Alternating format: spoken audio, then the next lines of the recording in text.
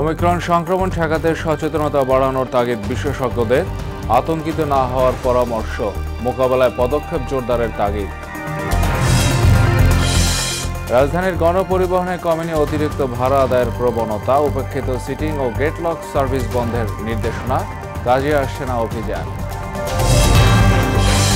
খালেদা জিয়াকে বিদেশ না পাঠালে এই সরকার বেশি দিন টিকবে না, হুঁশিয়ারি ফখরুলের। চিকিৎসা নিয়ে ইস্যু সৃষ্টি করছে বিএনপি, বললেন হাসান। এবং চন্দ্রিমা উদ্যানে জিয়ার লাশ ছিল না, বললেন শিল্প প্রতিমন্ত্রী। শেখ হাসিনার হাতকে শক্তিশালী করতে মুক্তিযোদ্ধাদের ঐক্যবদ্ধ হওয়ার আহ্বান।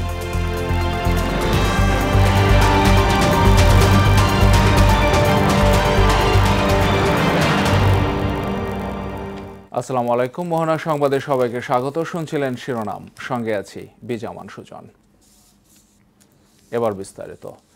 বিশ্বজুড়ে করোনার নতুন ধরন নিয়ে আতঙ্ক ছড়ালেও দেশে মাঠ পর্যায়ে এখনও সচেতনতা তৈরি হয়নি। অথচ এরই মধ্যে প্রতিবেশী দেশ ভারতেও ছড়িয়ে পড়েছে অমিক্রন। এ কারণেই বেশি ঝুঁকিতে বাংলাদেশ। সংক্রমণ ঠেকাতে এখনই সচেতনতা বাড়ানোর তাগিদ দিলেন চিকিৎসক ও গবেষকরা। দ্রুত শনাক্তে বন্দরগুলোর বর্জ্য পানি পরীক্ষার পরামর্শও দেন তারা। নাদিম মোস্তফার ছবিতে উষা ফেরদৌসের রিপোর্ট।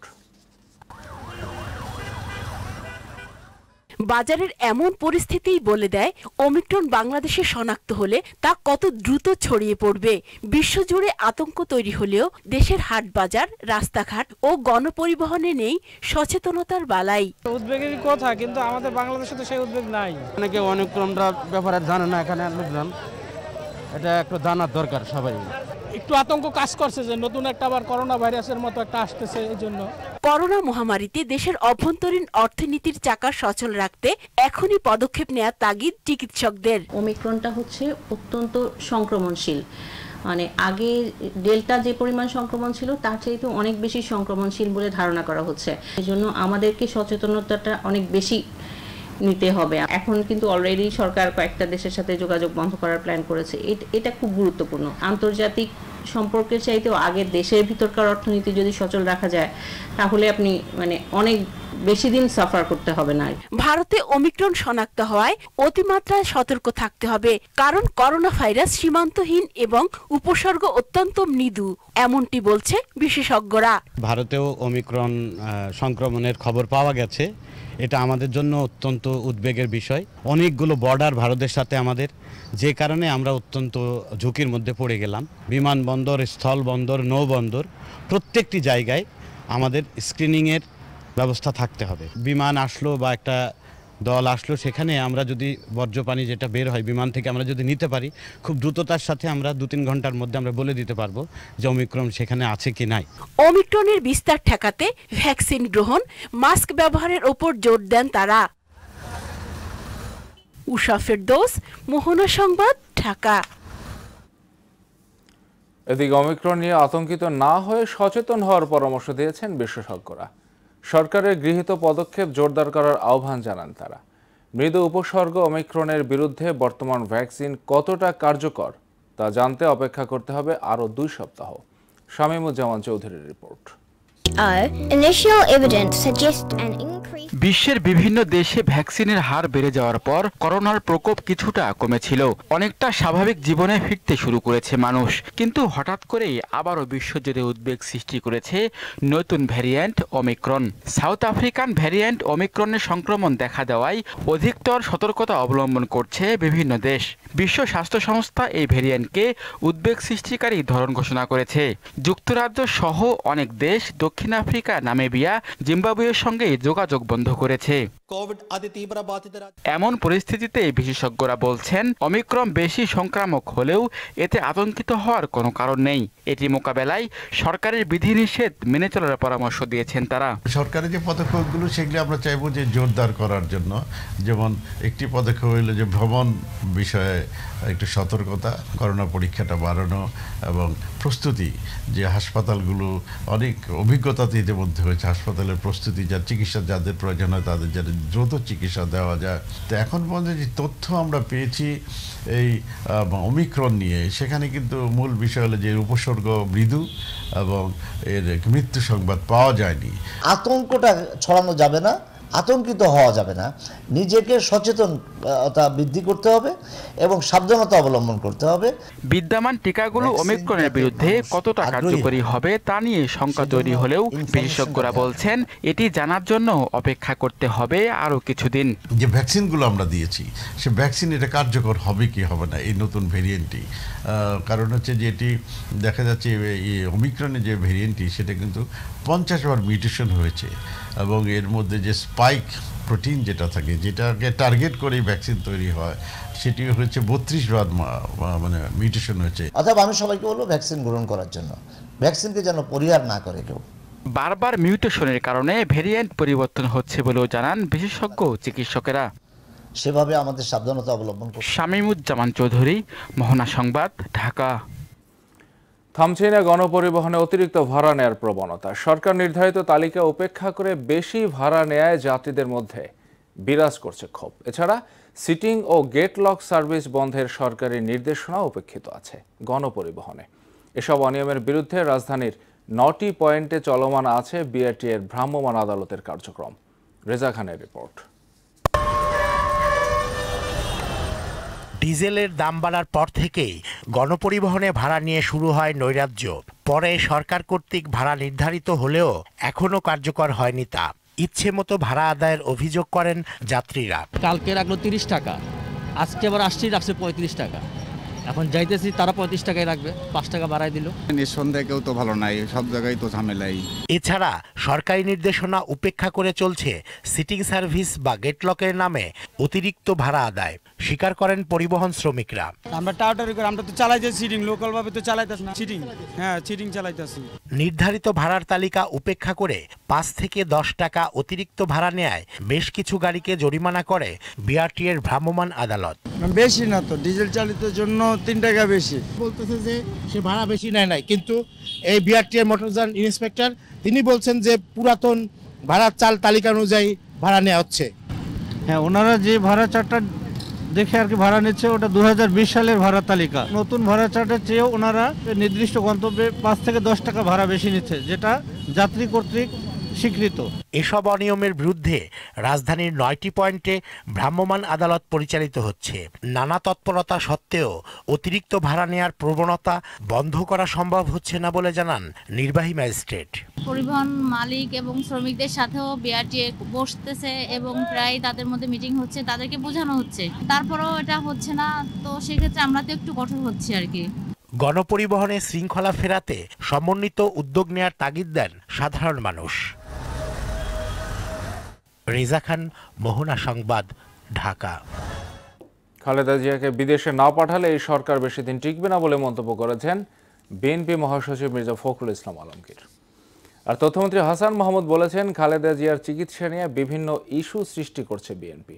এদিকে শিক্ষামন্ত্রী দীপু মনি মন্তব্য করেছেন বিএনপি জামাত ক্ষমতা থাকলে দেশের প্রকৃত ইতিহাস বিকৃত হয়। মনিরুল ইসলামের রিপোর্ট।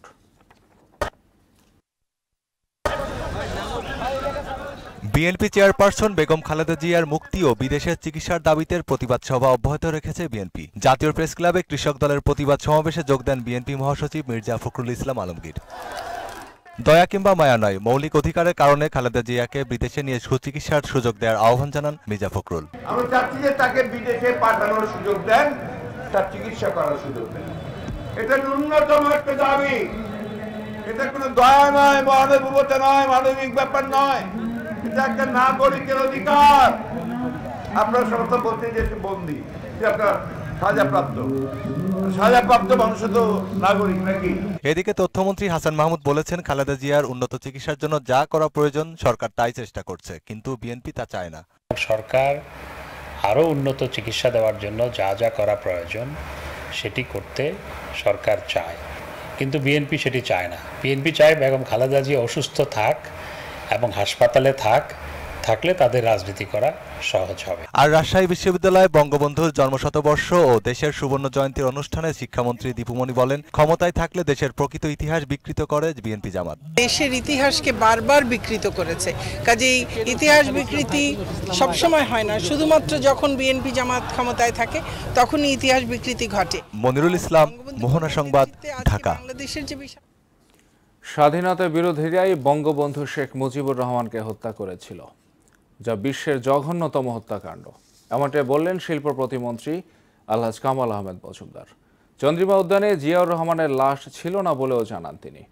রাজধানী মিরপুরের মণিপুর উচ্চ বিদ্যালয় বালক শাখা প্রাঙ্গণে ১৩ নম্বর ওয়ার্ড আওয়ামী লীগের ১৬টি ইউনিটের ত্রিবার্ষিক অনুষ্ঠানে তিনি এসব কথা বলেন।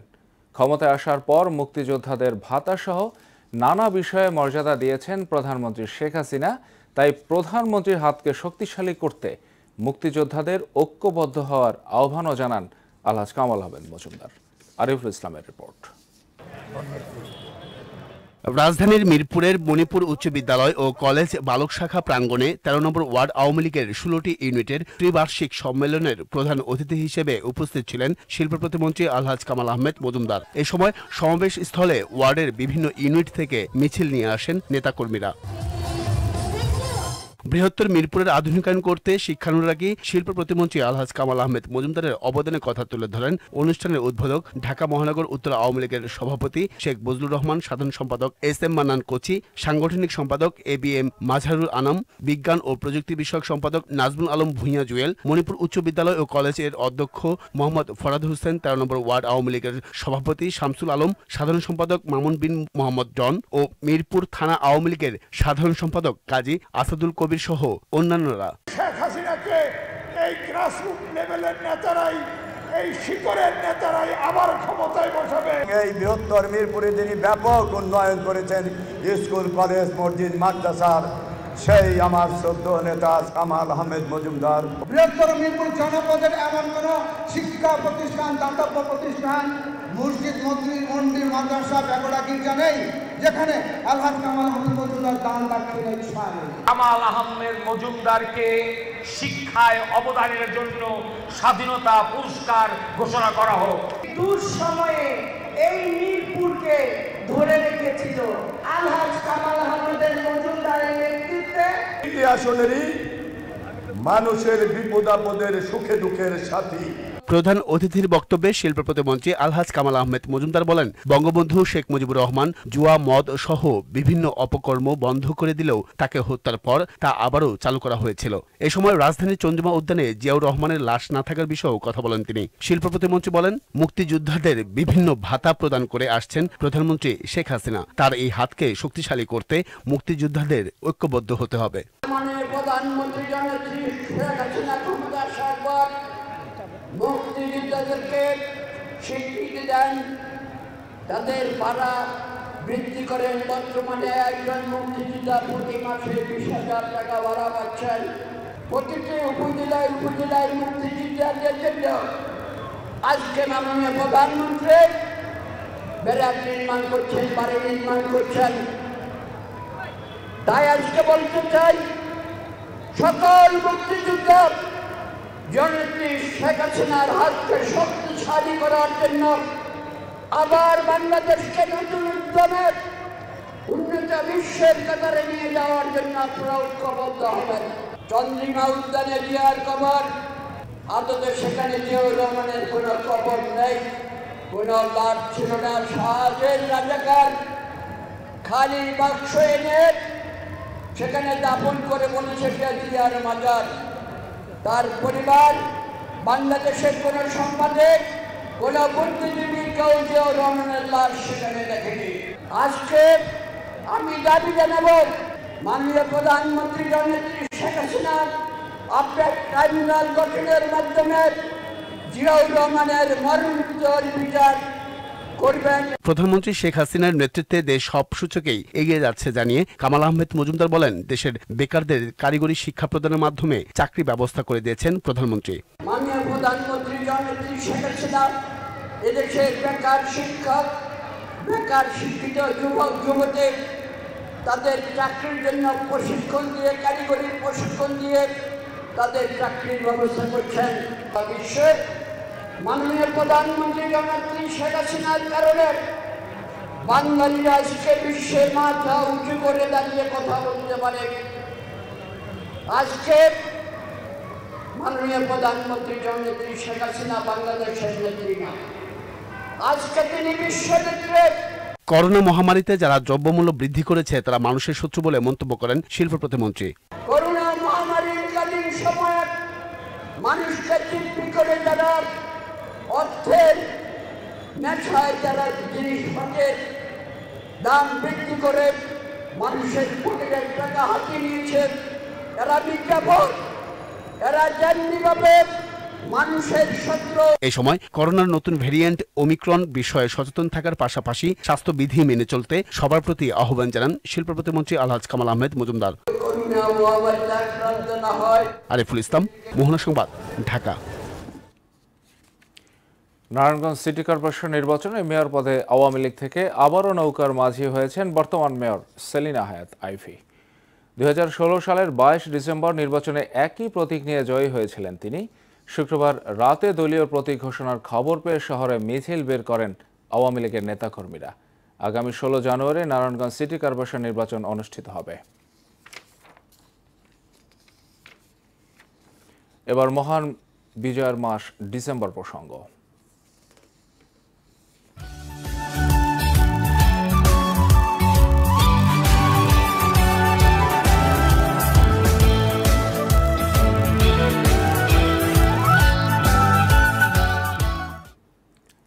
ডিসেম্বর 1971 মুক্তিযুদ্ধের এদিন ঘটনা প্রবাহ ভিন্ন খাতে মোড় নেয়।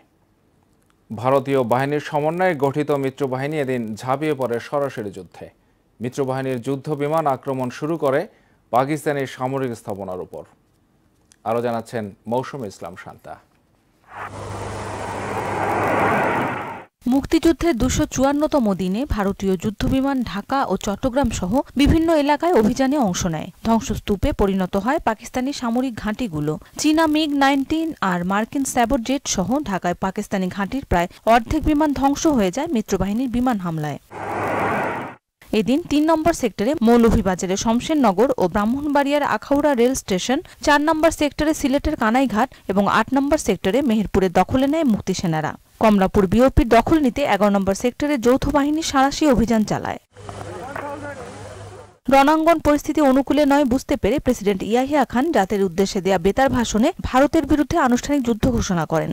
সেনাবাহিনীকে নির্দেশ দেন সীমান্ত অতিক্রম করার। এদিকে এদিন অস্থায়ী রাষ্ট্রপতি সৈয়দ নজরুল ইসলাম ও প্রধানমন্ত্রী তাজউদ্দিন আহমেদ ভারতের প্রধানমন্ত্রী ইন্দিরা গান্ধীর সঙ্গে বৈঠকে বাংলাদেশকে আনুষ্ঠানিক স্বীকৃতি দেয়া নিয়ে আলোচনা করেন।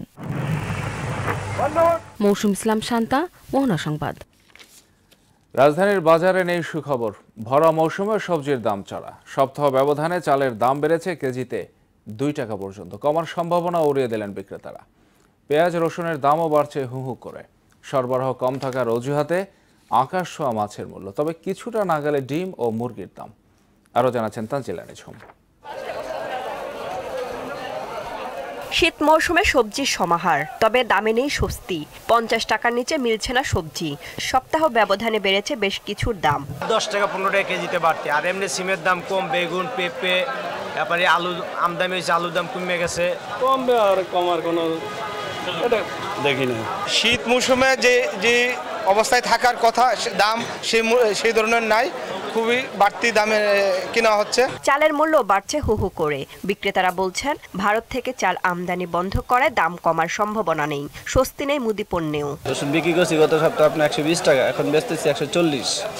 আর পেঁয়াজ বিক্রি করছি গত সপ্তাহে আপনার 60 টাকা, এখন বেচতেছি 65 টাকা বেচা লাগবে। প্রতি কেজিতে 2 টাকা, 2.5 টাকা, 1.5 টাকা চাউলের ধরন বুঝি বাড়তি আর কি। চালের বাজার আর কমার সম্ভাবনা নাই। আমদানিকৃত যেই চাল সেটাও বন্ধ।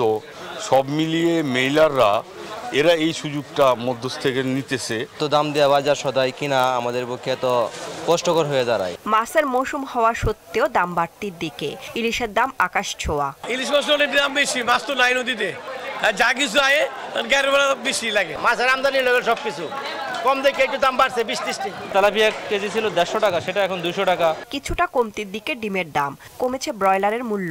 অপরিবর্তিত মুরগি সহ গরু খাসির মাংসের বাজার। তানজিলা নিঝুম, মোহনা সংবাদ, ঢাকা। খেলার খবর। ক্রিকেট সিরিজের শেষ টেস্টে আজ মুখোমুখি হবে বাংলাদেশ ও পাকিস্তান। মিরপুরে ম্যাচটি শুরু হবে সকাল 10টায়। এরই মধ্যে 1-0 এগিয়ে সফরকারীরা। চট্টগ্রাম টেস্টে সহজ জয় পায় বাবর আজমরা। ইনজুরি কাটিয়ে দ্বিতীয় টেস্টে দলে যোগ দিচ্ছেন সাকিব ও তাসকিন। অসুস্থতার কারণে ওপেনার সাইফ হাসানের পরিবর্তে অভিষেক হতে পারে নাইম শেখের। ঢাকায় পাকিস্তানকে আটকাতে স্কোয়াডে পরিবর্তন এবং মাঠে কঠিন কৌশল কাজে লাগাবে টাইগাররা। শেষ করব মোহনার সংবাদ, যাওয়ার আগে শিরোনামগুলো আরও একবার।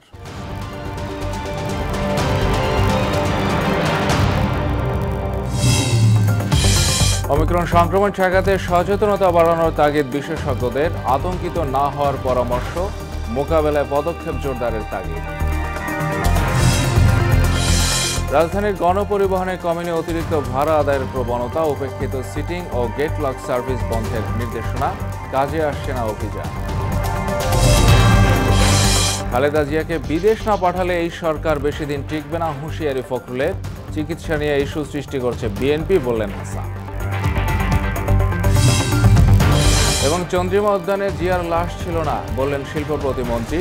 শেখ হাসিনার হাতকে শক্তিশালী করতে মুক্তিযোদ্ধাদের ঐক্যবদ্ধ হওয়ার আহ্বান।